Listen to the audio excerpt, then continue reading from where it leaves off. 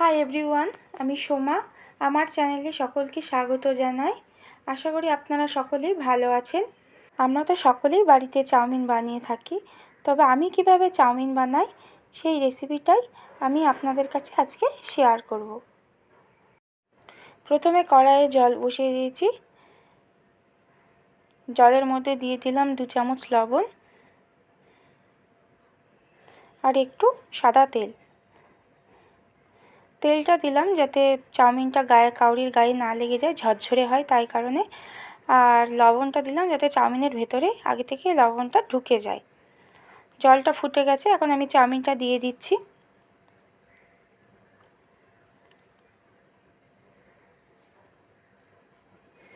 চাউমিনটা 2 মিনিট ভিজিয়ে রাখার পরেই আমি এটা ঢেলে নিচ্ছি।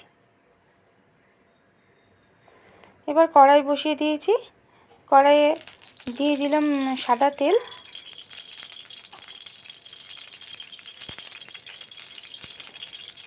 তেলটা গরম হয়ে গেছে।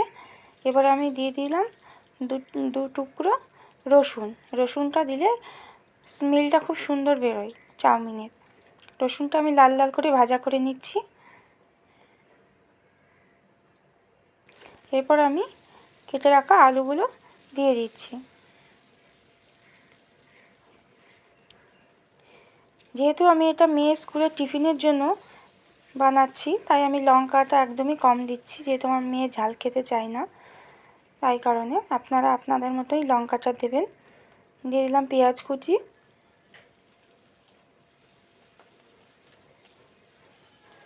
এগুলো আমি এবার ভাজা করে নিচ্ছি।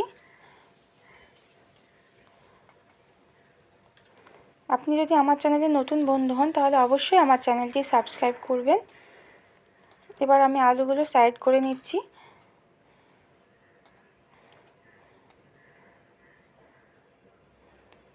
এবার ডিমটা আমি ভেজে নেব।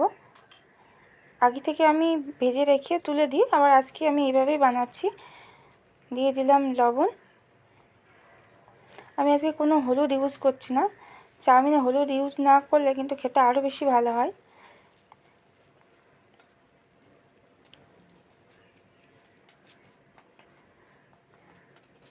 যদি আমার এই রেসিপি ভালো লেগে থাকে তাহলে অবশ্যই একটা লাইক দিয়ে দেবেন। আমি ডিমটা ভেজে নিচ্ছি।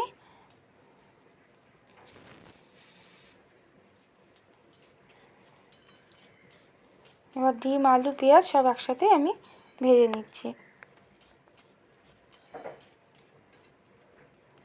এবার আরেকটু সাদা তেল দিয়ে দিলাম।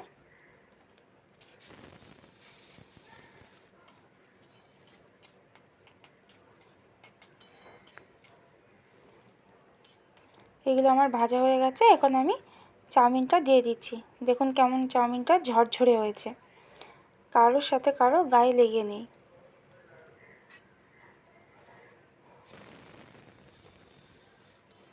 জলের মধ্যে যদি একটু তেল দেওয়া যায় তাহলে কারোর সাথে কিন্তু কারোরই চাউমিন গায়ে লেগে যায় না। এইভাবে আমি নাড়াচাড়া করে নিচ্ছি।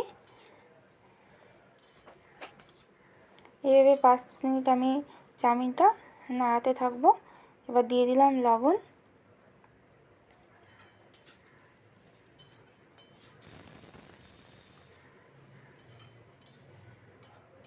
আমার রেসিপি ভালো থাকলে অবশ্যই লাইক, কমেন্ট, শেয়ার করবেন।